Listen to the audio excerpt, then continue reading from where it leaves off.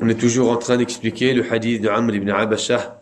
كنت وأنا في الجاهلية أظن أن الناس على ضلالة وأنهم ليسوا على شيء وهم يعبدون الأوثان وهم يعبدون الأوثان. نعم. Donc on avait dit que ce compagnon Amr ibn Abasa avait jugé de son époque, il avait jugé de sa situation en disant que c'est une époque de Jahiliyyah, et il a dit de lui-même qu'il était dans un égarement évident avant l'arrivée du prophète Muhammad alayhi salatu wassalam. Comme on l'a dit la dernière fois, le tawhid, ya ikhwa, c'est quelque chose, le tawhid est un point ou un sujet ou quelque chose que l'homme peut connaître par son instinct, par la fitra qu'Allah subhanahu wa ta'ala a mis en lui-même. L'homme est capable de faire la différence entre le tawhid et le shirk. C'est ça que la fitra est une preuve au niveau du tawhid. La fitra prouve le tawhid, nécessite le tawhid. La fitra nécessite le tawhid. Par son instinct, l'homme est capable de faire la différence entre le tawhid et le shirk. Il est capable de comprendre que le chemin du tawhid est le chemin de l'haq et que le chemin du shirk est le chemin de l'batil. L'homme, il est capable de comprendre cela. Il est capable de comprendre cela, et c'est ce que Amr ibn Abasa avait compris. C'est ce que Amr ibn Abasa avait compris. Avant même d'entendre le Coran al-Karim, avant même d'entendre la révélation, la sunnah du prophète, alayhi salatu wassalam, avant même d'entendre les récits coraniques ou prophétiques de la bouche du prophète, alayhi salatu wassalam, par son instinct, il a été capable de juger de sa situation, ou pour sa situation, il a été capable de juger. Il a jugé, et il a dit on était dans une jahiliya, on était dans un égarement. Les gens commettaient du shirk, les gens adoraient autre qu'Allah. On était dans un égarement évident. Sauf Amr ibn Abasa, avant même l'arrivée du prophète, alayhi salatu wassalam, il avait jugé de sa situation. Et c'est ça qu'on avait dit que c'est ijma' al-sahaba. C'est l'unanimité des compagnons radhwanullahi alayhim, dans le sens où ils sont tous d'accord que le nom shirk est présent même avant la prophétie. Ce hadith nous prouve d'une façon que le nom shirk et mushrik est présent, ou que les noms shirk et mushrik sont présents même avant la prophétie. Avant la prophétie. Avant la prophétie, on pouvait dire jahiliya. Avant la prophétie, on pouvait dire mushrik, kafir, fasiq, mubtadi', dhal. Après la prophétie, d'office. Parce qu'il y a eu une science évidente. Ça, il y a eu la révélation, il y a eu le Coran, il y a eu le prophète, alayhi salatu wassalam, il y a eu le hujja risaliya. Donc les compagnons radhwanullahi alayhim se sont tous mis d'accord sur quoi? Sur ce principe. Ils se sont mis tous d'accord sur ce principe. Et on avait dit aussi, il y a des thèmes que les compagnons n'ont pas directement abordés. Il y a des thèmes. Par exemple, est-ce que les compagnons radhwanullahi alayhim ont parlé de l'excuse par ignorance? Naam. ولكن من باب تأصيل مسمى التوحيد ومسمى الشرك أو حقيقة التوحيد وحقيقة الشرك. Ils ont parlé de l'udhr bil jahl, de l'excuse par ignorance, ولكن en parlant de la réalité du tawhid. Tamam? En parlant de la réalité du tawhid. Les compagnons radhwanullahi alayhim, ils n'ont pas forcément parlé de quoi, par exemple? De l'adoration autour des tombes. Pourquoi? Parce que ce n'était pas un shirk qui existait à l'époque des compagnons radhwanullahi alayhim. Ils n'ont pas parlé forcément de la prosternation, par exemple, devant des tombes ou devant des tawarit ou devant des sultans. Ils n'ont pas parlé, par exemple, de l'qiyam, du fait de se tenir debout devant tarout, devant drapeau, par exemple. Pourquoi? Parce que c'était pas des formes de shirk qui existaient, des formes de shirk ou de kufr qui existaient à leur époque. Ils ont parlé de tous ces sujets-là en parlant du tawhid, en expliquant la réalité du tawhid. En expliquant la réalité du tawhid, la réalité de l'qiyam, la réalité de quoi? La réalité de la ilaha illallah, la réalité du muwahhid et du mushrik ila akhirih. Tamam? Donc ça, c'est important à comprendre. Ça, c'est important à comprendre. Parce qu'ils vont dire, oh, mais les compagnons radhwanullahi alayhim n'ont pas parlé forcément de quoi? De l'udhr bil jahl. On va leur dire, naam. Ils ont parlé de l'udhr bil jahl en parlant de quoi? En expliquant les principes et les réalités et les nécessités du tawhid. C'est pour cela qu'à chaque fois, j'ai toujours dit, si tu cherches à comprendre le tawhid, la réalité du tawhid, les nécessités, les obligations et les conditions du tawhid, t'as pas besoin de comprendre le reste. L'excuse par ignorance, les signes de l'islam, tous ces sujets d'actualité, t'as pas besoin de les comprendre. Si toi, tu comprends ces sujets, la réalité du tawhid, les conditions du tawhid, les nécessités du tawhid, les obligations du tawhid, les piliers du tawhid, si toi, tu comprends ces sujets, tu n'as pas forcément besoin de comprendre et de chercher à propos des autres sujets. Mais si toi, tu ignores ces sujets, tu vas te perdre dans quoi? Tu vas te perdre dans les sujets d'actualité. Tu vas te perdre dans les sujets d'actualité. Alors il dit, après avoir expliqué sa situation, Amr ibn Abbas a dit, فَسَمِعْتُ بِرَجُلٍ بِمَكَّةَ يُخْبِرُ أَخْبَارًا. فَسَمِعْتُ, j'ai entendu d'un homme. J'ai entendu la nouvelle d'un homme, بِمَكَّةَ. Un homme. Pourquoi est-ce qu'il dit un homme? فَسَمِعْتُ بِرَجُلٍ. Pourquoi? Parce qu'il ne l'a pas encore accepté comme prophète. C'est pour ça qu'à la suite, il va dire Ya Rasulallah. Voilà, ça c'est la deuxième étape, c'est quand il a accepté l'islam. Ici, il parle avant même d'avoir accepté l'islam, avant même d'avoir rencontré le prophète alayhi salatu wassalam. Alors il dit فَسَمِعْتُ بِرَجُلٍ. J'ai entendu d'un homme à la Mecque. يُخْبِرُ أَخْبَارًا. Tamam. Dans la langue arabe, at-tanwin dans la langue arabe, ça a un sens. هذا كتاب. Tamam. Ça c'est le tanwin. Un des sens du tanwin, où à la base, lorsque tu utilises un tanwin pour un mot, avec un mot, ça signifie que le mot est un mot indéfini. هذا كتاب قلم. Tamam. Mais parmi les sens, ça c'est au niveau grammaire. Dans la grammaire, quand il y a tanwin, ça veut dire que c'est nakira, indéfini. C'est un livre, un crayon, une maison. Tamam. Quand tu vas utiliser le alif lam, al-kitab, dhalika al-kitabu, la rayba fi. Alif lam mim, dhalika al-kitabu. Ce livre, celui qui est entre vos mains. Vous savez de quoi je parle? Le Coran, c'est ce qu'Allah Azza wa Jalla veut dire. ذلك الكتاب, le Coran, le Coran al-Karim. Pourquoi? Parce que c'est ma'rifa. هذا كتاب, c'est indéfini. ولكن parmi les sens de tanwin, c'est at-ta'zim. At-ta'zim, ça veut dire exalter la chose. هذا كتاب ينطق بالحق. Quand tu dis هذا كتاب, ça veut dire que kitabun, c'est le ta'zim, le tanwin que tu as utilisé dans ce mot. Parmi les sens, ça veut dire que c'est pour honorer cette chose, pour exalter cette chose dans la langue arabe. C'est pour cela que Amr ibn Abbas a dit سَمِعْتُ بِرَجُلٍ بِمَكَّةَ يُخْبِرُ أَخْبَارًا. Akhbar, il donne des informations, il parle, il dit des choses.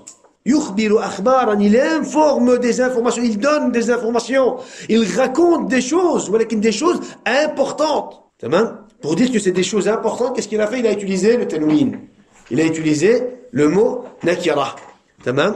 Yukhbiru akhbaran anillahi tabaraka wa ta'ala. Il donne des informations. Il donne des informations à propos de qui? À propos, on sous-entend à propos d'Allah subhanahu wa ta'ala. Pourquoi? Parce que le prophète alayhi salatu wassalam donnait des informations à propos de la révélation. Le prophète alayhi salatu wassalam, il donnait des informations à propos de la révélation. Alors il dit faqa'adtu ala rahilati. Faqa'adtu ala rahilati. J'ai enfourché ma monture, allez, j'ai pris ma monture, je suis monté sur ma monture, أي ركبت عليها مسافرا فقعدت على راحلتي. الراحلة من الإبل البعير القوي على الأشفار والأحمال من الذكر والأنثى. تمام. الراحلة c'est la monture qui est réservée au voyage. C'est l'ibil. تمام.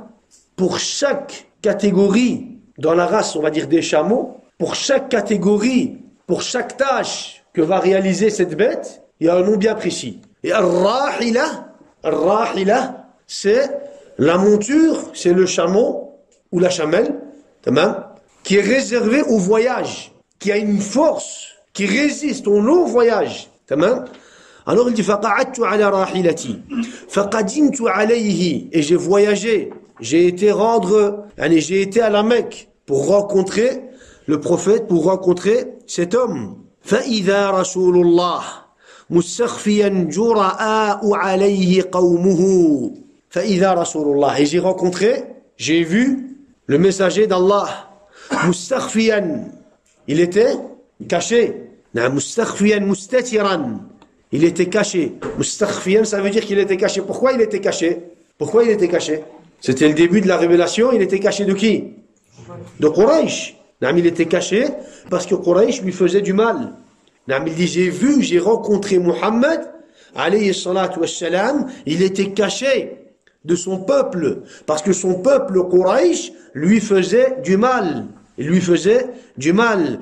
Jura'a'u alayhi qawmuhu. Son peuple lui faisait de l'injustice, du tort. Jura'a. Jura'a, c'est le pluriel de jari.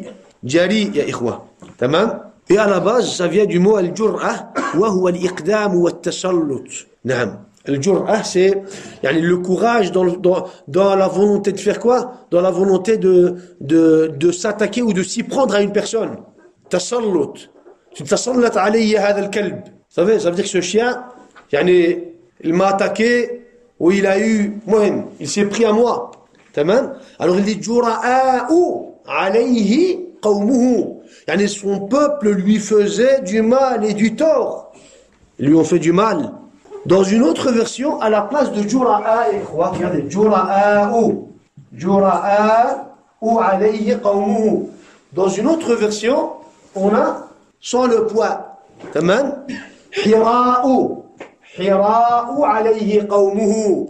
Hira'u alayhi qawmuhu, ça veut dire ghidabun. Hira, ça veut dire ghidab. Ils sont mis en colère, c'est la colère. Son peuple était en colère contre lui. Donc Jura'a, son peuple s'attaquait à lui. Son peuple s'attaquait à lui. Il lui faisait du tort, il lui faisait de l'injustice. Jura'a. Amma Hira'u, son peuple était en colère contre le prophète Muhammad, alayhi salatu wassalam. Walakin as-sahih, c'est Jura'a'u. As-sahih, la version où le mot le plus juste, c'est Jura'a'u alayhi qawmuhu. Fatalattaftu. Fatalattaftu, alors j'ai été délicat. Alors, j'ai été délicat. Pourquoi? Parce que Quraysh veut lui faire du mal. Le prophète Muhammad est caché. Moi, je veux atteindre le prophète Muhammad pour le rencontrer, pour lui poser des questions, pour voir ce qu'il raconte. Qu'est-ce qu'il dit? Qui il est? Pourquoi est-ce que son peuple veut lui faire du mal? Pourquoi? Alors il dit, fatalattaftu, même siyasa, il t'apprend quoi? Il t'apprend siyasa, shar'iyya, ultuf, talattaf. Tu sais bien qu'il y a darar, tu sais bien qu'il y a un mal qui peut revenir contre toi, tu sais bien qu'il y a un mal qui peut se retourner contre toi. Il dit, fatalattaftu, quand j'ai compris que son peuple voulait lui faire du mal, il dit, j'ai pris quoi? J'ai été calme, j'ai été doux, et je me suis rapproché de lui, mais en douceur, sans me faire remarquer, avec discrétion. Tamam? Regardez, subhanallah, Amr ibn Abasha. Amr ibn Abasha. Tamam?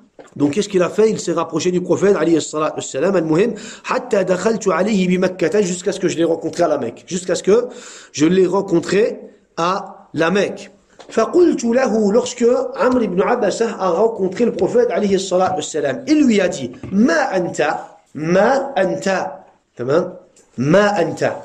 À la base, quand tu poses la question à une personne, tu lui dis Man anta. Walakin Amr ibn Abasha lui a dit Ma anta. Pourquoi? Man anta, qui es-tu? Ana Muhammad. Par exemple, le prophète alayhi sallam lui aurait répondu de cette façon. Tamam? Walakin il lui dit Ma anta. Pourquoi? Parce que ma, la différence entre ma et man, c'est que ma, on l'utilise pour al-ghayr al-aqil, pour les objets qui n'ont pas de conscience. Quand tu vas parler d'une personne, tu vas dire man hadha, hadha fulan. Quand tu vas parler d'un objet qui n'a pas de conscience, qui n'a pas de aql, on va dire ma hadha. Tu vas pas dire man hadha, ça c'est faux. Si en parlant d'un objet tu dis man hadha, c'est faux. C'est en parlant d'un être humain que tu vas dire man hadha. En parlant d'un objet, tu vas dire ma hadha. Alors comment est-ce qu'on va comprendre cette parole de Amr ibn Abasha? Pourquoi il lui dit ma anta? Il lui dit pas man anta.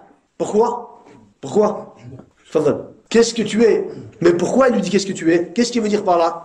C'est quoi l'explication de ma ici? Al-Muhim ici, il lui dit ma anta parce qu'il lui demande à propos, moi c'est plus ou moins juste, il lui demande à propos de son sifa. Tamam? As-sifa, dans la langue arabe, as-sifa, c'est ghayr aqil. Tamam? Son statut, ses caractéristiques, sa mission. Tamam? Qu'es-tu? Qu'es-tu? Je sais que tu es un homme de la Mecque et que tu t'appelles Muhammad. Ça, je le sais déjà. Mais qu'es-tu? Je ne demande pas à propos de ta personnalité, je demande à propos de ton statut, de ta mission. Tamam? Ils ont dit as-sifa, dans la langue, as-sifa, c'est ghayr aqil. As-sifa, c'est ghayr aqil. C'est pour cela qu'Allah Azza wa Jalla dit fankihu ma taba lakum min an-nisa'i. Fankihu ma taba lakum min an-nisa'. Pas man taba lakum min an-nisa'. Pourquoi? An-nisa' aqil ou ghayr aqil? Aqil. Pourquoi Allah dit fankihu ma taba lakum? Pourquoi? Parce que la femme, on se marie avec elle pour ses qualités. Et qualité, ghayr aqil. Sifa. Tamam? Qualité, c'est ghayr aqil. Tamam? C'est pour cela qu'Allah Azza wa Jalla utilise ma taba lakum. Il ne dit pas ma, il ne dit pas man taba lakum min an-nisa'. Fankihu ma taba lakum min an-nisa'. Al-muhim. Alors le prophète, alayhi salatu wassalam, lorsqu'il a entendu la question de Amr ibn Abasa, ma anta, il lui a dit ana nabi. Je suis un prophète. Je suis un prophète. Faqultu wa ma nabi. Je lui ai dit, qu'est-ce qu'un prophète? Wa ma nabi, qu'est-ce qu'un prophète? Alors le prophète, alayhi salatu wassalam, a dit, arsalanillah. Allah m'a envoyé. Allah m'a envoyé. On comprend que le prophète a été choisi par Allah. Nabiyyun mursal. Le prophète, lui aussi, il a été choisi par Allah. Il a été désigné par Allah, il a été envoyé par Allah. Prophète. Rasoul, c'est le messager. Rasoul, arsalahu Allah. Amma Nabi, lui aussi, il a été choisi par Allah. Il a été envoyé aussi il a été choisi, désigné par Allah subhanahu wa ta'ala. Donc, al-mursal, al-mursil, al-risala. Le prophète, alayhi salatu wassalam, il dit, ana nabi, je suis un prophète. Amr ibn Abbas, il lui dit, wa ma nabi, qu'est-ce qu'un prophète? Il dit, arsalanillah, Allah m'a envoyé. Allah m'a envoyé.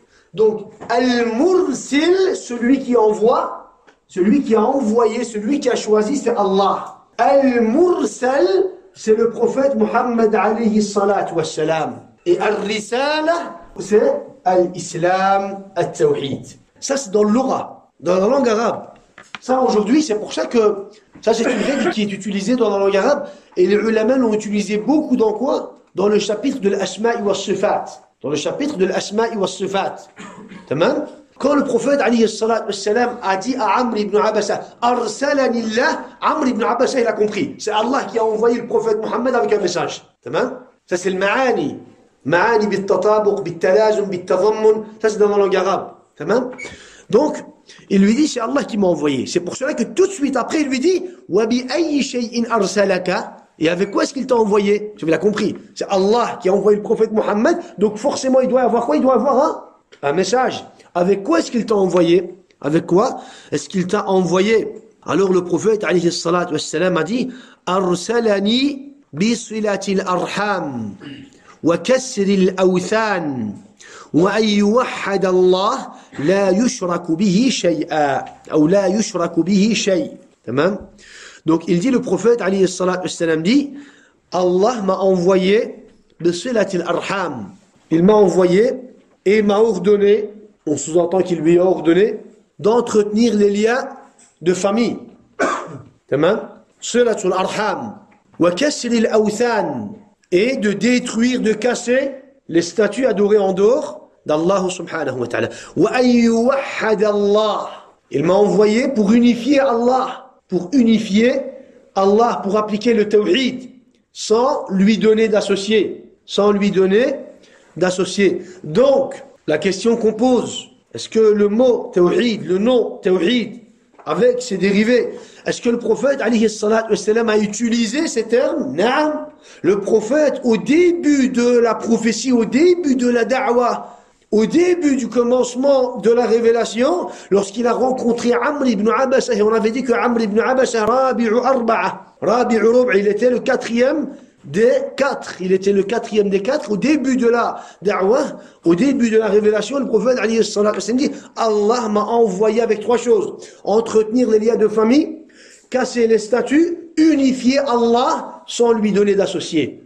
Unifier Allah sans lui donner d'associé. Voilà qu'il dit Ayyuwahhad Allah. Ayyuwahhad Allah. Pourquoi tu as été envoyé? Avec quoi tu as été envoyé? J'ai été envoyé pour unifier Allah. Wahhada yuwahhidu wahhid tawhidan. Fahuwa muwahhidun. Donc à la base, le mot tawhid a été utilisé par le prophète alayhi salam. Aujourd'hui, Ahlul Bid'a wa Zandaqa, qu'est-ce qu'ils disent? Oh mais tawhid, ça c'est un mot que vous avez inventé de vous-même. Ça c'est un mot que vous avez inventé vous. Comment ça? Même les kuffars à l'époque du prophète alayhi salam avaient compris que le message du prophète c'était un message de tawhid. Pourquoi? Parce que quand le prophète alayhi salam il les a appelés à dire la ilaha illallah, qu'est-ce qu'ils ont dit? Aja'al al-alihata ilahan wahida. Wahida. Wahada yuwahhidu wahhid. Tawhidan fahuwa muwahhidun.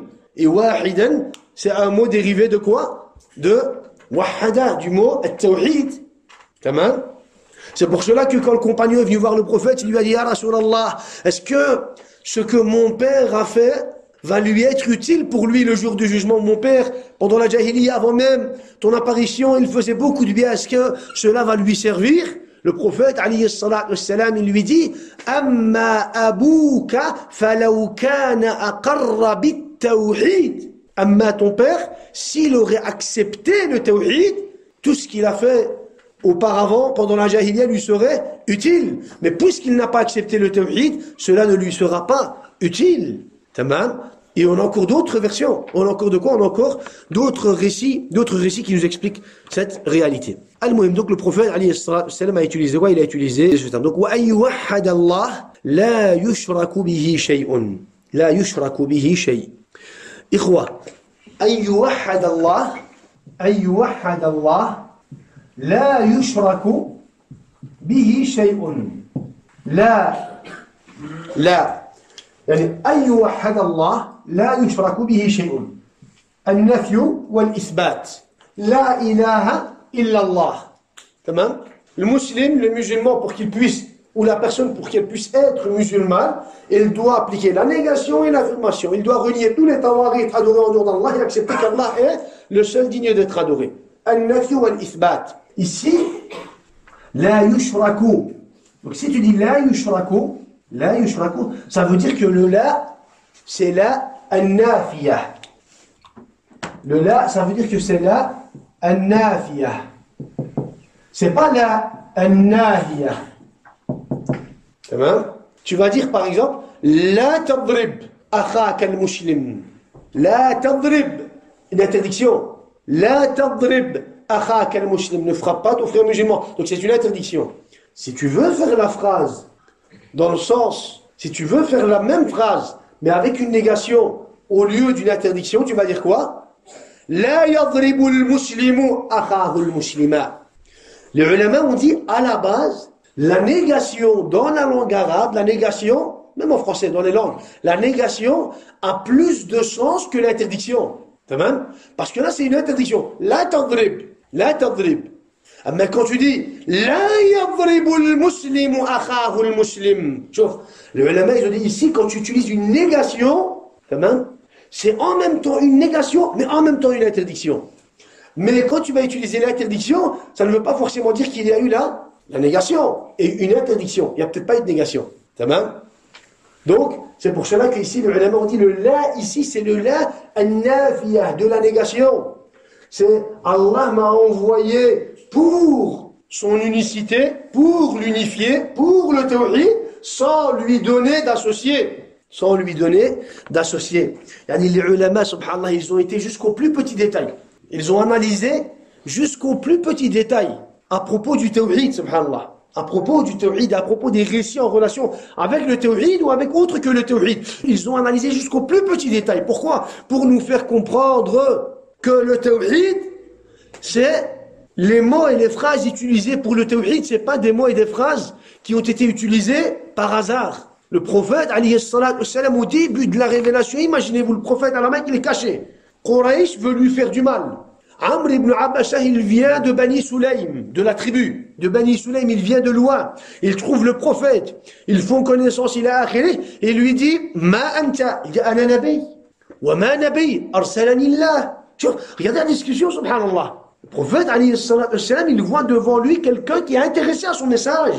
Et lui dit, arsalanillah, wa bi ayyi. Et Amr ibn Abbasah, il est malin, il sait bien là où poser les questions. Il dit, wa bi ayyi shay'in arsalaka. أرسلني بصلة الأرحام وكسر الأوثان وأن يوحد الله لا يشرك به شيئا. La clarté de la da'wa dès le début de l'islam. C'est pour cela que le musulman, il ne doit pas avoir peur d'être clair dans sa da'wa. Dans sa da'wa. Le musulman, il ne doit pas avoir peur d'être clair dans sa da'wa. Akhi, Foulan, je n'accepte pas, moi, ces fausses divinités adorées en dehors d'Allah Azza wa Jal. Moi, je ne suis pas l'esclave et le serviteur de ces tawarit, de ces aliha, ma'bouda, batila. Dans notre religion, l'islam, c'est une soumission à Allah. Et pas une soumission à Foulan et à Illan, à des savants ou à des sultans. L'islam, c'est une religion d'obéissance à Allah et pas obéissance al-bala'im, al-zanadiqa. Non, c'est clair. Dans l'islam, il n'y a pas de shirk. Là où il y a du shirk, il n'y a plus d'islam. Dans l'islam, il n'y a pas de kufr. Là où il y a du kufr, il n'y a plus d'islam. L'islam, à la base, a été envoyé dès le début du message. Il ne s'est pas dit, celui-là c'est un gharib, peut-être c'est un adou min adaillah, peut-être c'est un jassous de Quraysh. Il a été clair dans sa da'wah envers cette personne qui cherchait justement à apprendre quoi? À apprendre al-haq. Qui cherchait à apprendre al-haq. Alors il lui dit, ayyuwahhad Allah. La yushraku bihi shay. Subhanallah. Dès le début de la da'wah, le prophète, il lui fait part de quoi? Du message, il lui fait part de ce message. Pourquoi le prophète, à la base, entre les trois cités par le prophète, lequel des trois est le plus important? Là, on va dire le troisième parce que le deuxième est une des applications du troisième à la base. Mais pourquoi le prophète a commencé par Silatul Arham? Par Silatul Arham, les ulama l'ont expliqué de différentes façons, walakin à la base, comme si le prophète, alayhi salatu wassalam, voulait lui dire, moi, mon message, il va faire en sorte, mon message va faire en sorte qu'il va avoir des séparations dans les familles. Celui qui va accepter mon message, il va être repoussé, critiqué, rejeté de la famille. Il va être mal vu. Il va être insulté. Il va être rabaissé. Il va avoir des divisions dans les familles. Par quoi? Parce qu'il a accepté le tawhid. Mais à la base, moi je n'ai pas été envoyé pour cette séparation. Au contraire, moi j'ai été envoyé pour entretenir les liens de la famille. Les liens de famille. Mais il va avoir cela. Donc ne crois pas qu'en réalité mon message est un message qui est venu. Ne crois pas qu'en réalité mon message est un message qui appelle à rompre les liens de famille. En aucun cas. Moi mon message, il appelle à entretenir les liens de famille. Et aujourd'hui on le voit, on le voit. Celui qui accepte le tawhid, celui qui veut vivre comme Allah Azza wa Jal et comme le prophète alayhi salatu wassalam nous l'a montré, directement il est mal vu, il est pointé du doigt. Regarde Foulan, il se croit meilleur que tout le monde. Subhanallah. Regarde Foulan, il se croit le seul musulman sur terre. Subhanallah. Regarde Foulan, Zama, t'as laissé la barbe et tu te prends pour Foulan, tu te prends pour Illan. Néran, il commence à le critiquer. Ça fait, pourquoi? Subhanallah, moi j'ai rien fait. Moi j'ai choisi d'être l'esclave d'Allah Azza wa Jal, le serviteur d'Allah. Je suis un homme libre, Yahri. Je suis pas ton serviteur, je suis pas ton esclave. Et je suis pas l'esclave des Tawarit. Je suis l'esclave d'Allah, le serviteur d'Allah. Donc je vis comme Allah me l'a demandé de vivre. Et en suivant le chemin du prophète Muhammad alayhi salatu wassalam. Pourquoi est-ce que tu me pointes du doigt? Pourquoi est-ce que tu me critiques? Pourquoi est-ce que tu me repousses? C'est ça que le prophète alayhi salatu wassalam veut dire. Quand tu vas accepter ta famille, ta propre famille, tes parents, tes frères, tes sœurs, tes oncles, tes tantes, tes enfants, ta propre famille va te repousser. Les membres de ta famille, tes plus proches, vont te repousser. Ils vont t'insulter, ils vont te rabaisser. Il va y avoir une séparation. Est-ce que l'islam a demandé cette séparation? Est-ce que l'islam est venu pour cette séparation? Non, l'islam est venu pour entretenir. C'est une sunnatullahi fil ard. Sunnatullahi fil ard. Celui qui va accepter ce message, forcément, il va quoi? Il va être critiqué. Il va être critiqué. Donc, pour ne pas que Amr ibn Abbasah pense qu'en réalité, mais subhanallah, en réalité, Muhammad, c'est vrai que les Quraysh le critiquent parce qu'il a semé la corruption à la Mecque, il a séparé, et c'est ce qu'à la base les Quraysh, c'est ce qu'ils disaient. de Muhammad, du prophète Muhammad alayhi salam, quand ils sont venus voir Abu Talib, avant sa mort, quand ils sont venus voir Abu Talib, ils ont dit, Ya Abu Talib, ton neveu, dis-lui qu'il se tait. Il a semé la corruption, il a séparé les familles, il a mis la fitna entre le père et le fils, entre la fille et la mère, il a akhilé, il a séparé les deux frères, il a akhilé. Dis-lui qu'il arrête, de quoi? Dis-lui qu'il arrête d'insulter, de critiquer nos divinités. Mais à la base, l'islam n'a pas été envoyé pour ça, au contraire. Nous, on demande à entretenir ces liens. C'est toi qui me critiques. Nous, on ne cherche qu'à être bien avec les gens, même avec les même avec les proches de notre famille, de nos familles, avec notre entourage. On ne cherche qu'à être bon, qu'à être bien, qu'à être juste. Ça, ok, c'est vous qui nous critiquez. Tamam. Donc, à la base, il a cette silatul arham. Des ulama ont donné cette explication. Donc, ça veut dire, ça a été expliqué de cette façon. Alors, Amr ibn Abbas, il lui dit, فَمَنْ مَعَكَ عَلَى هَذَا فَمَنْ مَعَكَ عَلَى هَذَا Qui est avec toi sur cette religion? Qui est avec toi sur cette religion? فَمَنْ مَعَكَ عَلَى هَذَا طبعا ici on sous-entend مَنْ مَعَكَ مِنَ الرِّجَالِ مَنْ مَعَكَ Qui est avec toi parmi les hommes sur cette religion? Pourquoi? Pourquoi les hommes? Pourquoi on sous-entend? Parce que le prophète, quand il va répondre par rapport aux hommes. Il va dire Hurrun wa Abdun, Abu Bakr wa Bilal. Pourquoi? Parce que dans la da'wah, ceux qui soutiennent la da'wah à la base, au début, c'est qui? C'est les hommes. C'est les hommes qui soutiennent la da'wah. C'est les hommes qui ouvrent les portes pour les femmes et les enfants. C'est les hommes qui vont soutenir, et c'est les hommes qui ont soutenu le prophète, alayhi salatu wassalam. Exceptionnellement, Khadija radiallahu anha, on la cite, je veux dire, à part, elle a soutenu, elle, le prophète, alayhi salatu wassalam, avant même tous les hommes. À la base, ceux qui soutiennent une da'wah, pour qu'une da'wah puisse continuer pendant des siècles, pendant des générations, c'est des hommes, c'est les hommes qui doivent porter cette da'wah. C'est les hommes qui doivent porter cette da'wah. Et c'est pour cela que le prophète, alayhi salatu wassalam, il a su quoi? Il a su transmettre cette da'wah. Et des hommes, à l'époque du prophète, ont porté cette da'wah et ils l'ont transmise de quoi? De génération en génération. Allahu Akbar. Une poignée d'hommes dans le désert de la péninsule arabique, ikhwa. Poignée d'hommes, ikhwa. Des gens qui ont vécu dans le désert, aucune science, aucune civilisation comme ils le disent, aucune connaissance soi-disant comme ils le disent. Le prophète, alayhi salatu wassalam, il les a éduqués. Et c'est eux qui ont porté quoi? C'est eux qui ont porté la science, al-adl, la justice. C'est eux qui ont porté la justice. C'est eux qui ont porté la justice et l'islam jusqu'en... Ils ont été aux quatre coins du monde, ya ikhwa. Quatre coins du monde, ya ikhwa. Wallah al-azim, ya ikhwa. Sahaba, wallahi alayhim. Sahaba. Des hommes, ils ont porté la da'wah. Mas'ouliyat da'wah, ils sortaient de chez lui, khalas. استودعكم الله دينكم وأمانتكم وخواتم أعمالكم أمانة لله. Il partait. Des mois et des années, subhanallah. Et il transmettait la religion.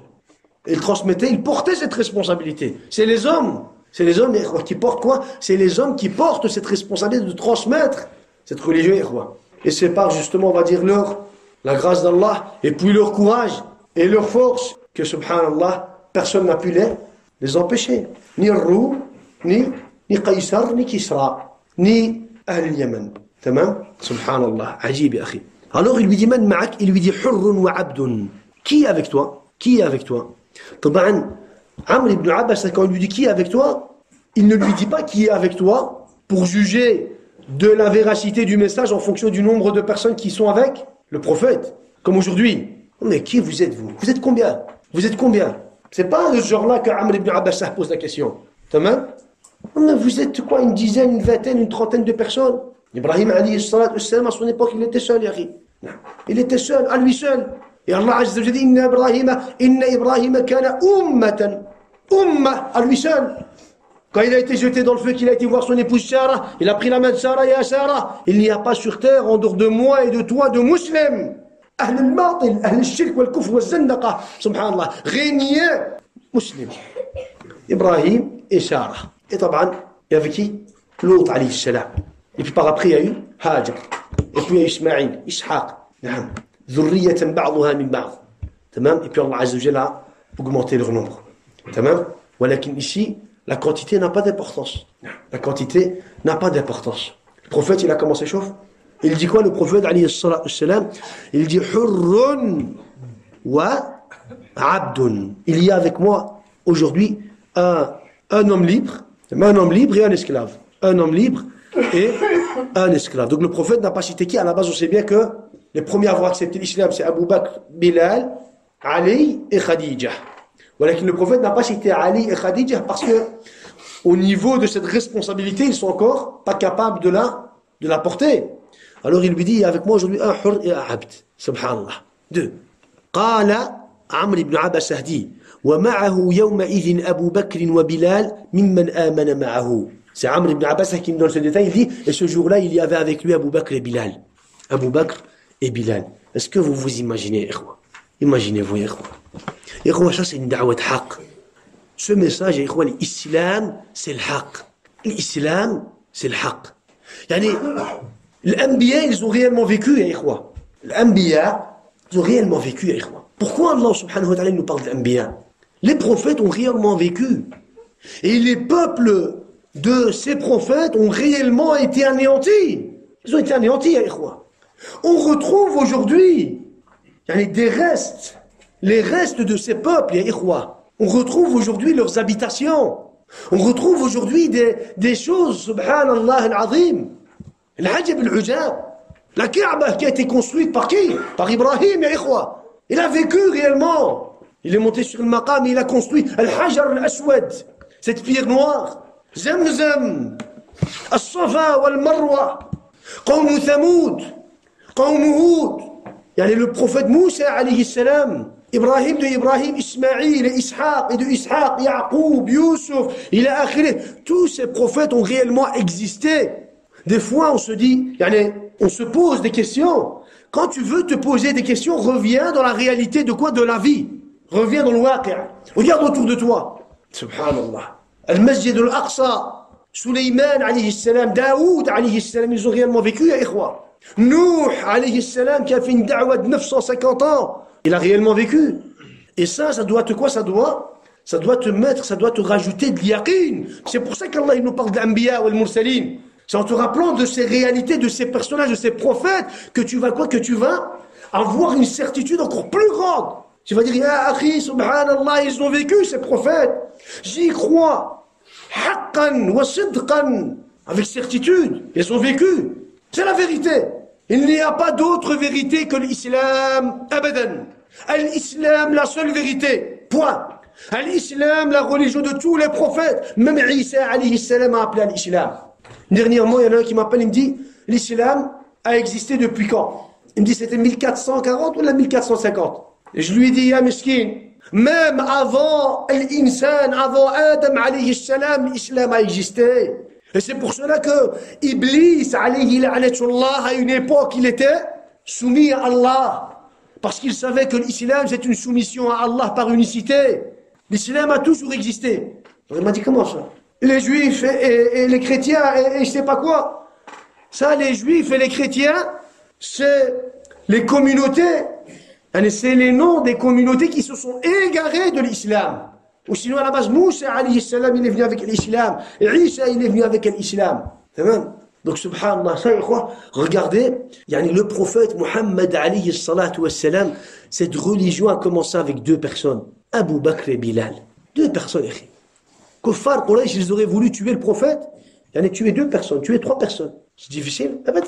Ça va leur prendre quoi? Ça va leur prendre une journée, même pas une journée, ça va leur prendre quelques minutes, ya ikhwa. Dès le début, ils auraient pu. ولكن محفوظ من عند الله تبارك وتعالى. C'est Allah qui a soutenu la da'wah du prophète. 23 ans, ikhwa. 23 ans. Toi, tu crois que c'est des siècles? C'est des siècles? Non, le prophète, il n'a pas vécu des siècles, même pour 3. Non, 23 ans. 13 ans à la Mecque et 10 ans à Médine. Il a transmis l'islam. Il a montré le chemin de l'haq, de l'adl, en 23 ans. Ajib. Des milliers de gens ont suivi cette religion, l'islam, ikhwa. Subhanallah. Voilà que ça commence avec hurrun wa abdun. Hurrun wa abd. Subhanallah. Ajib, ya akhi. Alors il dit, il y avait ce jour-là, Abu Bakr et Bilal, qui ont cru, mimman amana ma'ahu. Il y avait ce jour-là, Abu Bakr et Bilal, parmi ceux qui ont cru en lui. Parmi ceux qui ont cru en lui. Tamam? Ici, ikhwa, le tawhid, on peut appeler ça tawhid. Ici, comme vous le remarquez ici, au début, on a cité quoi? Quand il a dit, t'as été envoyé avec quoi? Il a dit quoi? Tawhid, il a utilisé quel terme? Le prophète a utilisé quel terme? Quand Amr ibn Abbasa a demandé au prophète, tu as été envoyé avec quoi? Le prophète, il a répondu quoi? Il a utilisé quel terme? Tawhid. Ayyuhad Allah. Tamam? On va dire, il a utilisé le mot Tawhid. Ici, Amr ibn Abbasa, il a utilisé quel terme? Mimman amana ma'ahu. Al-iman. Chouf. Parce que al-iman, bit-tawhid. C'est deux synonymes. Al-iman et al-tawhid. Ces termes-là, pour les Sahaba, radouanullahi alayhim, ça voulait dire la même chose, les ikhwa. Aslu din, aslu l'iman, aslu l'islam, aslu l'diyana, al-iman, al-tawhid, al-islam. Les Sahaba, radouanullahi alayhim, ils étaient simples dans leur science. Ils n'avaient pas toutes ces complications. C'est aujourd'hui qu'on a besoin de ces complications. Pourquoi? C'est aujourd'hui qu'on a besoin de toutes ces définitions. Pourquoi? Parce qu'aujourd'hui, on a devant nous des catégories de mubtadi'a, des catégories de zanadiqa. On a des catégories d'égarés, des catégories de gens égarés qui vont s'attribuer à l'islam, à al-sunnah, ila akhirih. On a besoin d'avoir toutes ces définitions pour pouvoir répliquer à ces gens-là. Walakin sahaba radouanullahi alayhim, at-tawhid l'iman. Tu dois y croire. Et pour y croire, tu dois prononcer, tu dois accepter al-islam, ikhwa. Tu dois accepter la parole et le sens. La parole et le sens. Et tu dois mettre en application et tu dois te préserver de commettre des annulatifs. C'est ça l'islam. Quelqu'un, il te pose l'islam, tu peux répondre de différentes façons. Voilà, quand tu lui dis l'islam, c'est d'accepter les termes et les sens. Ashhadu an la ilaha illallah wa ashhadu anna Muhammad rasulullah. C'est bien. Tu as accepté les termes. C'est très bien. C'est déjà un point, ça. Mais c'est pas l'islam. Ça, c'est, on va dire, c'est quoi? Ça, c'est un quart. Un quart. Accepter les termes. Tu dois accepter les termes, les mots, mais tu dois aussi accepter le sens. Le sens. Tu dois mettre en application tout ce qui t'a été demandé, les nécessités de cette parole, de la parole du tawhid, et tu dois t'éloigner de tout ce qui peut annuler ton islam, nawaqidul islam, mufsidat l'islam, des annulatifs de l'islam. Ça, c'est l'islam. Ça, c'est l'islam. C'est comme ça que je lui explique. Ou sinon, c'est considéré comme du kufr et comme du shirk. Tamam? ومعه يومئذ أبو بكر وبلال ممن آمن معه فقلت عجيب ici شوف فقلت إني متبعك الله أكبر عمرو بن عبسة إني متبعك على إظهار الإسلام هنا وإقامتي معك إني متبعك ça a deux sens les إخوة en réalité ça a deux sens ولكن ça c'est من باب العلم sinon en fait compte ça change quand même pas pourquoi parce qu'on va expliquer إني متبعك ça veut dire quoi je te suivrai certes je te suivrai متبعك في إظهار دينك ou alors في الإسلام في الاتباع في الإسلام ou alors في الاتباع plutôt في الاتباع يا إخوة إني متبعك je vais te suivre par rapport à la réponse du prophète alayhi salatu wassalam on comprend qu'il veut dire je vais te soutenir je vais te suivre en soutenant ta da'wa il ne veut pas lui dire inni muttabi'uka dans l'islam parce qu'à la suite le prophète il va lui dire innaka la tastati'u dhalika yawmaka hadha tu ne pourras pas me soutenir tu ne pourras pas être avec moi aujourd'hui ne vois-tu pas ma situation donc en fonction de la réponse du prophète on comprend qu'en réalité quand on a dit inni muttabi'uka il a voulu dire quoi? Il a voulu dire je vais te suivre pour soutenir, je vais te soutenir dans ta da'wa. Moi je veux être avec toi. Moi je veux être avec toi. Le deuxième sens, inni muttabi'uka, je vais te suivre. Je vais te suivre dans le sens où je vais accepter l'islam et je vais obéir à tes ordres. Tamam? Je vais obéir à tes ordres. Donc ça c'est le deuxième sens. Je vais me soumettre, je vais te suivre dans le sens où je vais me soumettre à toi. Je vais accepter l'islam et je vais me soumettre à ta volonté, je vais obéir à tes ordres. Tamam? Walakin, par rapport au deuxième sens, les ulama ont dit, ça, inni muttabi'uka dans le sens où il va accepter l'islam. Je vais accepter l'islam, je vais me soumettre à ta volonté. Ce sens, il convient pas avec la réponse du prophète. Comprenez, quoi? Parce que le prophète, il ne lui dit pas, non, on n'accepte pas l'islam. Il lui dit, tu ne pourras pas aujourd'hui me soutenir. Ne vois-tu pas ma situation, moi et ceux qui ont cru avec moi? Donc on comprend qu'en réalité, il veut dire quoi? Il veut parler de quoi? Il veut parler de izhar ad-din. Moi, je veux te suivre, je vais te suivre, walakin, pour te soutenir dans ta da'wa. Pour te soutenir dans ta da'wa. Walakin, que ce soit l'un ou l'autre, quand on regarde et quand on analyse les versions, en fin de compte, Amr ibn Abbasah, il a accepté l'islam ou pas? Il a accepté l'islam. Puisqu'on n'a pas son acceptation de l'islam dans cette version, les ulama, ils se sont permis de parler ils se sont permis de quoi? De diverger ou de donner deux sens par rapport à ce terme. Mais puisqu'on sait bien qu'il a accepté l'islam, en réalité, il a accepté l'islam, et puis il a voulu dire « Inni muttabi'uka fi idhar ad-din ». Tamam? Donc à la base, c'est le premier sens qui est le plus correct, c'est le premier sens qui est le plus correct. Walakin, les ulama ont dit quoi? Ça veut dire qu'il a voulu le suivre, mais sans avoir accepté l'islam? Non, parce que dans l'autre version du même hadith, il dit فَأَسْلَمْتُ عِنْدَ ذَلِكَ. Lorsqu'il m'a dit qu'il y avait avec lui un esclave, un homme libre et un esclave, et lorsqu'il m'a donné ces informations à propos de l'islam, j'ai accepté l'islam. فَلَقَدْ رَأَيْتُنِي رُبُعَ الْإِسْلَامِ. J'étais le quart de l'islam.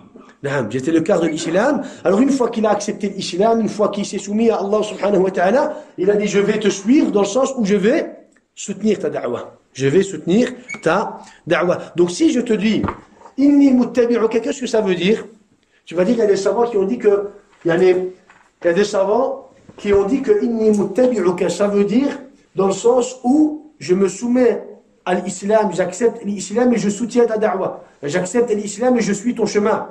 Walakin, ce sens ne convient pas avec la réponse du prophète alayhi salatu wassalam. Donc, on comprend par rapport à la réponse du prophète que inni muttabi'uka, c'est plutôt le fait de le soutenir. Et puis, est-ce qu'il a voulu soutenir le prophète avant même d'avoir accepté l'islam? Non. Parce que dans d'autres récits, dans d'autres versions du même récit, on a qu'il a accepté quoi? On a qu'il a accepté justement l'islam. Il a accepté l'islam, puis il a voulu soutenir le prophète alayhi salatu wassalam. Alors le prophète alayhi salatu wassalam dit innaka la tastati'u dhalika yawmaka hadha. Tu ne pourras pas faire cela ce jour-ci. Tu ne pourras pas me soutenir. Tu ne pourras pas me soutenir ce jour-ci. Pourquoi? Parce que les musulmans sont faibles, parce que le prophète est faible, parce que lui-même il est en difficulté avec son peuple, lui-même est en difficulté avec Quraysh. Donc, il lui dit ala tara hali wa hal an-nas. Ne vois-tu pas ma situation et la situation des gens? Walakin irji' ila ahlika. Retourne. Mais retourne auprès de ta famille. Retourne dans ton village. Est-ce que le prophète l'a envoyé avant même qu'il ait accepté l'islam? Abadan. Il a accepté l'islam. Il a demandé au prophète de soutenir la da'wah. Et quand le prophète il lui a dit que ce n'était pas possible pour un premier temps, il l'a renvoyé à son peuple, il l'a renvoyé à son village.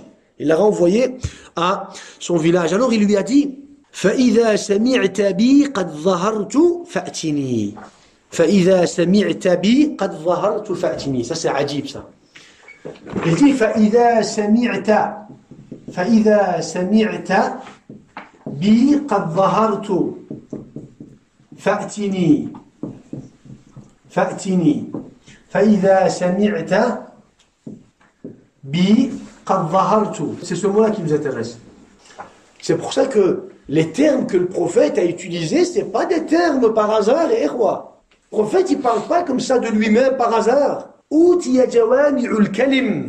Le prophète, Allah, il lui a donné jawami'ul kalim. Ça veut dire qu'avec un minimum de mots, il sait faire passer le message. Un maximum de messages. Jawami'ul kalim. وَمَا يَنْطِقُ عَنِ الْهَوَىٰ إِنْ هُوَ إِلَّا وَحْيٌ يُوحَىٰ. Donc ici, lorsque tu vas m'entendre, quand tu entendras que je suis en position de force. Qu'est-ce que ça veut dire? Ça veut dire que quand tu entendras que je suis en position de force. Ça, en français, quand tu entendras que je suis en position de force. Est-ce que ça veut dire qu'il va être en position de force? Allez, si moi je te dis par exemple, lorsque tu entendras que je suis en position de force, est-ce que ça veut dire que je serai moi absolument, obligatoirement un jour en position de force? Non. Walakin le prophète, lorsqu'il a parlé de sa da'wah, il savait très bien qu'il allait être un jour en position de force, même au début de la da'wah. Il savait ça. C'est pour cela que les sahaba, lorsqu'ils venaient voir le prophète, ils disaient ya Rasulallah, ud'u Allah lana, ala tastansir lana, ala tad'u Allah lana, invoque Allah pour nous, demande à Allah pour nous la victoire, il a akhiri. Le prophète disait, inna Allah sayansurukum walakinnakum qawmun tasta'jilun. Allah va vous donner la victoire. Walakin, vous êtes un peuple qui se précipite. Ne vous précipitez pas. Il va venir le jour où la puissance sera entre vos mains. que dit le prophète عليه الصلاة والسلام فإذا سمعت بي شوف فإذا سمعت بي قد ظهرت قد dans la langue arabe قد si c'est suivi d'un verbe مضارع ça veut dire l'ihtimal probabilité peu probable احتمال قد ينجح الكسول le paresseux قد ينجح peut-être il va réussir Allahu a'lam on va voir ce qui va lui arriver en classe قد ينجح الكسول أما قد قامت الصلاة si c'est قد suivi d'un fi'l ماضي dans la langue arabe c'est للتحقيق تحقيق فإذا سمعت بي قد ظهرت فأتني le jour où tu vas entendre mon autorité et tu vas l'entendre certainement un jour viens me rejoindre قد ظهرت ça c'est le tahqiq c'est pour ça que ça fait partie les ulama ont dit ça c'est min al-i'jaz al-nabawi ça c'est un des miracles du prophète au début de la da'wa parle de la fin de la da'wa au début de la da'wa de la première de la prophétie parle de 23 ans après 13 ans on va dire parce qu'à Al-Madina khalas au début de la da'wa il donne information de ce qui va se passer dans 13 ans quand tu entendras que je suis en position de force et tu vas très certainement l'entendre Amr ibn Abbas il a compris ça Amr ibn Abbas il ne s'est pas dit mais Rasulallah comment tu me dis que tu es avec Abu Bakr et Bilal tu me renvoies moi dans mon village comment tu vas être en position de force non Amr ibn Abbas il a compris avec certitude puisqu'il a accepté l'islam, que le prophète Mohammed va être un jour en position de force. Pourquoi? Parce que فَإِذَا سَمِعْتَ بِي قَدْ ظَهَرْتُ فَأْتِنِي. Tamam? Et ça c'est quoi? Ça c'est l'islam, ikhwa. Ça c'est l'islam. Toi, peut-être le temps peut te paraître long. L'islam. Les Sahaba, les 13 ans de la Mecque, pour eux c'était Allahu A'lam comme des centaines d'années, ikhwa. Le temps il passe pas. امتحان sur امتحان sur امتحان فلان امتحان là-bas الصحابة ils ne savaient plus s'ils doivent avoir de la peine pour eux-mêmes ou là pour leurs frères ou là pour les musulmans ou là pour ceux qui sont partis à Habasha ils ne savaient plus quoi faire ikhwa imtihan sur imtihan le prophète il a envoyé imaginez-vous le prophète il n'a pas su prendre sous sa responsabilité sous sa charge sa fille et son beau-fils Uthman bin Affan radiyallahu anhu il leur a dit partez à Habasha partez. Et il a envoyé un groupe de Sahaba al-Habasha. Allahumma partez. Ne restez pas ici. Amr ibn Abbas, part. Abu Dhar al-Ghifari, part. Al-Tufayl ibn Amir, part. Amr ibn Tufayl, part. Tous ceux qui sont venus accepter l'islam, le prophète, il les a renvoyés. Pourquoi? Difficulté, imtihan sur imtihan, ya akhi. Abu Bakr as-Siddiq radiyallahu anhu, il va une fois libérer Bilal, il va acheter les esclaves, il va les libérer. Il met tout son argent à la disposition du prophète, alayhi salam. Imtihan sur imtihan de 13 ans. ولكن بالصبر واليقين تنال الإمامة في الدين يا أخي بالصبر واليقين avec patience et avec certitude toi le temps ça te paraît long صح ولكن tout est entre les mains d'Allah subhanahu wa ta'ala الله أكبر المهم alors il dit قال عمرو بن عباس فذهبت إلى أهلي alors je suis parti dans mon village Bani Sulaym le village de Bani Sulaym وقدم رسول الله المدينة وكنت في أهلي le prophète est arrivé à Médine عليه الصلاة والسلام وكنت في أهلي pendant que j'étais encore moi auprès de ma famille donc le prophète خلاص imaginez-vous 13 ans صبر يا أخي عمرو بن عبسة il a صبر dans son village, seul, il entend peut-être, il reçoit peut-être des informations de certaines personnes, Allahu A'lam, ولكن il a صبر pendant 13 ans. 13 ans il a صبر. Loin du prophète, et il sait bien que le prophète Mohammed c'est le haq. Il sait très bien que c'est le haq. Il est là, le Jannah, il est là. Il a témoigné. Sahaba radhiyallahu alayhim. ولكن il a صبر 13 ans là-bas. 13 ans il a صبر. Allahu Akbar ya akhi. Dans son village, avec sa famille. Imaginez-vous pendant que tous les sahaba, le prophète, ils apprennent l'ilm, le Coran, il est akhiri. Lui, il est là-bas, Bani Sulaym. Pourquoi? Parce que le prophète lui dit, reste là. Jusqu'au jour où tu vas entendre de moi. Tu vas entendre que je suis en situation ou en position de force. Alors il dit, فَجَعَلْتُ أَتَخَبَّرُ الْأَخْبَارَ وَأَشْأَلُ النَّاسَ حِينَ قَدِمَ الْمَدِينَةِ. Alors, j'ai interrogé les gens. J'ai interrogé أَتَخَبَّرُ الْأَخْبَارَ. Je me mis à écouter les nouvelles Tamam, pour voir s'il va recevoir un message ou là, s'il y a un changement dans la situation du prophète, alayhi salam. Et j'ai interrogé quoi? J'ai interrogé les gens. J'ai interrogé les gens. Tamam. Taman Amr ibn Abasa, il n'avait que quoi? Il n'avait que le tawhid. Les autres, ils ont eu la révélation. Tamam. Il y a eu quoi entre-temps à la Mecque? La prière aussi qui a commencé à la Mecque. La prière qui a commencé à la Mecque. Mais Amr ibn Abasa, lui, il est au courant de rien. Il n'a pas été au courant le jour, il n'a pas été au courant le jour au jour, on va dire de quoi? De la prière. Mais il a été au courant. Il a été au courant. Ce qui nous prouve qu'il a été au courant, même avant de rencontrer le prophète, quand il était encore dans son village, ce qui nous prouve cela, c'est que lorsqu'il va rejoindre le prophète al-Madina, il va questionner le prophète à propos de la prière, mais surérogatoire. Ça veut dire qu'il a entendu, il a reçu des nouvelles sur la prière, sur les prières obligatoires. Tamam. Malgré ça, il n'a rien entendu de la révélation. Pendant longtemps, il est resté sans quoi? Il est resté sans akhbar. C'est pour ça qu'il y a Sbar. Sbar, pour toi, le temps, Allah, il t'éprouve peut-être avec le temps, Yahri. Pourquoi c'est Wal Asr? Pourquoi c'est Wal Asr? Sur le temps. Parce que tout se déroule dans le temps. Tout. Pourquoi Allah, il jure sur le temps? Sbar, Yahri, pour toi, ça te paraît long. Ça nous paraît très long. Ça? Walakin Sbar, Yahri, avec la patience. Sbar. Al-Muhim, il dit, jusqu'à ce que des gens de Ahl Yathrib, des gens de Yathrib, de Al-Madina sont venus. Alors il les a questionnés. Taban Yathrib c'est le nom de Al-Madina. Yathrib c'est le nom de Al-Madina, le prophète alayhi salam, il a détesté ce nom. Il n'a pas aimé Yathrib, il n'a pas aimé ce nom, ce premier nom qui a été donné à Al-Madina, et il l'a changé par quoi? Par Taïba, ou bien par Taba, ou bien par après Al-Madina. Tamam? Donc Taba, Taïba et Al-Madina. Amma Yathrib, le prophète alayhi salam a changé. Il a détesté quoi? Il a détesté ce nom. Parce que Yathrib, à la base, ça vient de quoi? De l'aum, wa ta'yir. At-ta'yir, c'est quand tu critiques quelqu'un. Tamam? Quand tu rabaisses, quand tu critiques quelqu'un, on appelle ça ta'yir. Tamam? On appelle ça tathrib. La tathrib alaykum al-yawm. Tamam? Tathrib. C'est quoi? C'est les critiques, les insultes. Tamam? Alors le prophète, qu'est-ce qu'il a fait? Il a changé le nom. Faqultu. Alors, lorsque ces gens sont arrivés de la Madina, il leur a dit,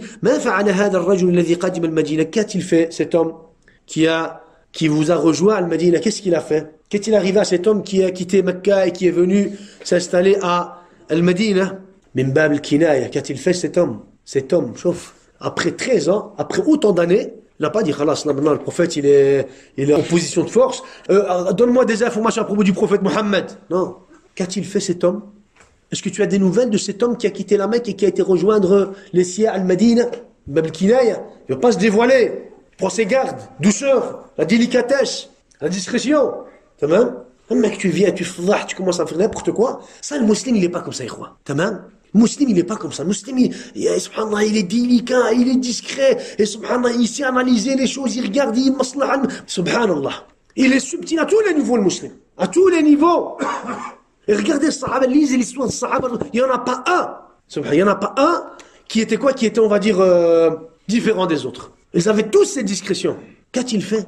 Même, as-tu eu des nouvelles de cet homme qui a quitté la Mecque pour aller rejoindre les siens à Al-Madina? Alors, ils ont dit, An-nasu ilayhi shira' musri'in. Les gens se précipitent à le voir. Shira', ça veut dire qu'ils se précipitent à le rejoindre. Les gens se précipitent à le rejoindre. Pourtant, ou alors que son peuple a voulu le tuer. Ils n'ont pas été capables de le tuer. Il est sorti de la Mecque, il a été à Al-Madina et les gens sont en train de le rejoindre.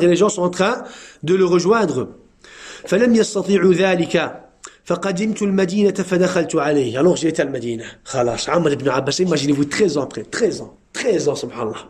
Imaginez-vous 13 ans, yani c'est comme si on allait dire à un d'entre nous,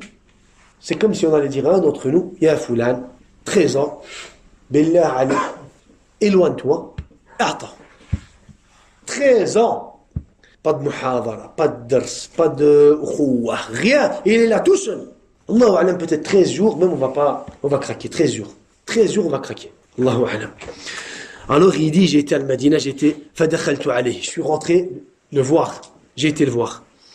Et je l'ai rencontré. Je lui ai dit, Ya Rasulallah. Chouf, Rajul, au début c'était Rajul. Là maintenant, Ya Rasulallah. Khalas, là, il avait accepté l'islam. Ata'arifuni, me reconnais-tu? Ata'arifuni? Qala na'am, bien sûr que je te reconnais. Allahu Akbar. Imaginez-vous le prophète, alayhi salam, il rencontre Amr ibn Abbas. Il lui dit, Amr ibn Abbas, il dit, tu me reconnais? Je lui dis, bien sûr que je te reconnais. 13 ans après. Imagine-toi, par exemple, quelqu'un, tu le vois plus pendant, nous, aujourd'hui, quand on le voit plus pendant 2 mois, c'est fini. Quand on le revoit 2 mois après, on se dit, t'as changé, on te reconnaît plus, c'est toi, t'es sûr? Ça fait 13 ans après. 13 ans après, il le voit. Allahu Akbar.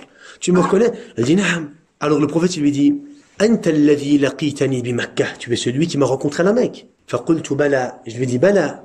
Comment? Bala. ولكن طبعا ici il y a le bala. يا أخي الصحابة رضوان الله عليهم أهل اللغة العربية الفصاحة تمام أنا بس بلا يعني si j'ai par exemple أليس كذلك بلا c'est pour ça qu'à la base bala aujourd'hui ils disent que souvent ils se trompent ils disent que bala il faut que la question soit sous forme d'une négation pour qu'on puisse répondre par bala. أليس قد ضربت محمدا? Je parle à quelqu'un. أليس قد ضربت محمدا? N'as-tu pas frappé toi Mohammed? Bala, je l'ai frappé. تمام؟ ولكن les ulama ont dit ça c'est pas juste. Bala, on peut répondre même si la phrase est positive. تمام؟ Ici le prophète il lui dit أنت الذي لقيتني بمكة بلا. On va pas prendre la langue arabe à Sahaba, صح? Alors il dit bala. Alors il dit فقلت يا نبي الله أخبرني عما علمك الله وأجهله أخبرني عن الصلاة يا نبي الله apprends-moi ou informe-moi de ce qu'Allah t'a enseigné وأجهله et dont j'ignore أخبرني عن الصلاة enseigne-moi informe-moi de la prière. طبعا ici c'est la prière surérogatoire. C'est quoi qui nous prouve, c'est quoi qui nous explique c'est la prière surérogatoire? Les réponses du prophète, alayhi salatu wassalam. Les réponses du prophète, alayhi salatu wassalam. Donc on comprend qu'en réalité, quand il était à Bani Sulaym, il recevait quand même de temps en temps quelques messages. Il recevait quand même, on va dire, les commandements et une partie de la révélation. Alors le prophète, alayhi salatu wassalam, il lui a dit, Salli salat as-subhi. On se dirige vers le cours de fiqh. Salli salat as-subhi, thumma aqsir 'ani as-salati hatta tatlu'a ash-shamsu wa hatta tartafi'. Il lui dit, prie la prière, salli salat as-subh, prie la prière du matin. Thumma aqsir 'ani as-salah, et puis arrête de prier, abstiens-toi de prier. Hatta tatlu'a ash-shamsu wa hatta tartafi', jusqu'à l'apparition, jusqu'à le lever du soleil, mais jusqu'à tatlu'a, jusqu'à l'apparition, jusqu'à le lever du soleil, walakin de façon aussi apparente, c'est même apparente. Ici, en réalité, le prophète alayhi salam, il donne un détail. On ne s'abstient pas jusqu'à le lever du soleil. Le lever du soleil, quelle heure par exemple? On va dire 7h30 par exemple. Le lever c'est 7h30, 8h, lever du soleil, 8h, quand même. C'est pas, je m'abstiens jusqu'à 8h et puis je peux commencer à prier. Non, tu t'abstiens jusqu'à 8h parce que c'est le lever du soleil, mais tu dois aussi t'abstenir de prier jusqu'à ce que le soleil soit apparent. Tamam, doit être apparent. Il va expliquer combien, apparent de combien. Et ça, à la base, c'est un sujet qui est en relation avec mata yabda'u waqtun nahi. Waqtun nahi, l'heure de l'interdiction. Quand l'heure de l'interdiction de la prière, entre parenthèses, commence. C'est à partir de quand? C'est quand la première heure de l'interdiction.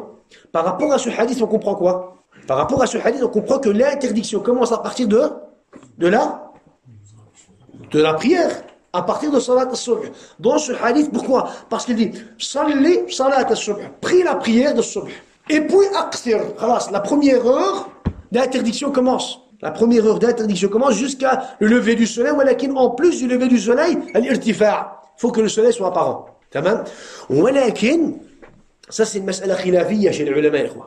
Ça c'est une mas'ala khilafiyya chez les ulama. Parce qu'il y a d'autres savants qui ont dit non. À la base, la première heure d'interdiction, c'est quoi? C'est avec l'apparition de l'aube. Avec l'apparition de l'aube, c'est la première interdiction. Tamam? Donc d'autres savants ont dit c'est quoi? D'autres savants ont dit mas'ala khilafiyya, et la première interdiction, c'est à l'apparition de l'aube. Parce que dans une autre version, rapportée par l'imam Ahmed, le prophète alayhi salatu wassalam dit, dans un hadith, quand il parle de la prière de la nuit, tamam, Jawf al-layl al-akhir, la dernière partie de la nuit, la prière de la nuit, il dit thumma as-salatu maktubatun mashhudatun hatta yatlu'a al-fajr, hatta yatlu'a al-fajr. Et puis tu peux prier pendant la nuit tant que tu veux, tamam, jusqu'à l'apparition, jusqu'à le lever jusqu'à l'aube, hatta yatlu'a al-fajr. Donc ici il dit pendant la nuit tu pries autant que tu veux jusqu'à l'aube. فإذا طلع الفجر فلا صلاة إلا الركعتين حتى تصلي الفجر. Lorsque l'aube, à l'apparition, au lever de l'aube, à l'apparition de l'aube, tu pries les deux unités de sunnah, de prière surérogatoire le matin, sunnah nafila, et puis tu pries salat al-fajr. À l'apparition de l'aube, tu vas dire, moi je vais commencer à prier salat al-layl, il n'y a plus salat al-layl. Nafila, il n'y a plus. Tamam? C'est quand l'adhan de l'fajr? 6h30. 6h30. 6h30, c'est l'aube. 6h30, c'est l'aube. C'est la première interdiction, c'est la première heure d'interdiction de quoi? De la prière. C'est la première heure. À partir de salat al-fajr, pendant toute la nuit, tu pries, tu fais ce que tu veux. L'adhan, adhan al-fajr, Allahu Akbar, salat al-subh, l'aube, l'apparition de l'aube, c'est la première interdiction. Tu ne peux prier que les deux sunnahs de salat al-fajr et tu pries salat al-fajr. Après tu t'arrêtes. Tu pries plus rien jusqu'à l'apparition du soleil. Jusqu'à l'apparition du soleil. Tamam ya ikhwa. Donc ça c'est mas'ala khilafiyya entre les ulama. Ils ont dit est-ce que la première heure c'est à partir de la prière ou alors à partir de l'aube. Parce qu'il y a une différence si tu pries à la fin de la prière. Tamam. Parce qu'il y a des gens qui se lèvent, on va dire par exemple, se lèvent à 6h30, il est motivé, c'est bien qu'il a encore une heure devant lui, il a 1h30 devant lui par exemple, tamam. Alors qu'est-ce qu'il va faire? Il va commencer à prier salat al-layl. Nafila, qu'est-ce que tu fais? Je peux prier nafila avant de prier salat al-fajr. Là, je ne suis pas. Tu pries pendant une heure d'interdiction. C'est avant l'aube que tu pries. Pendant toute la nuit, tu pries. Amma à partir de l'adhan al-fajr, tu pries plus. Tamam. طبعا مسألة خلافية ولكن les ulama ont dit al-rajih c'est quoi? C'est que c'est le deuxième avis, comme on l'a dit là, à partir de l'aube. Pourquoi? Parce que le premier hadith, le hadith qu'on explique là, c'est par rapport à al-mafhoum, et ici c'est par rapport à al-mantuq. Toujours le mantuq, il est muqaddam al-mafhoum. Ça c'est une qaïda, on va dire, usuliyya. Alors il lui dit, ce qui prouve que c'est le deuxième avis, ce qui prouve que c'est le deuxième avis, le hadith rapporté dans le hadith de Abdullah ibn Mas'ud dans Sahih al-Bukhari, dans Sahih Muslim, le prophète alayhi sallam dit Inna Bilalan yu'adhinu bilaylin. Bilal fait l'adhan pendant la nuit. Hatta yarji'a qa'imukum wa yuqidha na'imakum. Il fait l'adhan bilaylin. Pourquoi? Yarji'a qa'imukum. Pour que celui qui faisait la prière pendant la nuit s'abstienne de prier. À la base, si on devait entendre l'adhan, tu pries pendant toute la nuit, ça? Tu pries pendant, on va dire, le dernier tiers de la nuit. À la base, quand tu entends l'adhan, tu termines ta prière, tu restes assis. Même si tu vas prier 1 heure après salat al-fajr. Mais si tu as pris 1 heure après, tu ne pries plus. Il n'y a plus de salat. Il n'y a plus de salat. Alors il dit Thumma aqsir, absieds-toi. Ici, quand il dit absieds-toi, encore une fois, il y a un khilaf entre quoi? Entre nafila, si c'est une prière surérogatoire qui a une cause, ou alors si c'est une prière surérogatoire qui n'a pas de cause. Donc ici, des savants ont dit Thumma aqsir, et puis absieds-toi de prier. Pendant ces heures d'interdiction, absieds-toi de prier, c'est pour les surérogatoires qui n'ont pas de cause. Tu te lèves comme ça, pourquoi tu pries? Parce que j'ai envie de prier. Non, tu peux pas. Et d'autres ont dit, par rapport au premier avis, ils ont dit ça c'est pour les surérogatoires qui n'ont pas de cause. Donc ceux qui ont une cause, genre par exemple, ils ont fait adhan al-fajr, qu'est-ce que tu dois prier? 2 sunnah et 2 fard. Il y en a par exemple, Sabab, qu'est-ce qu'il a dit?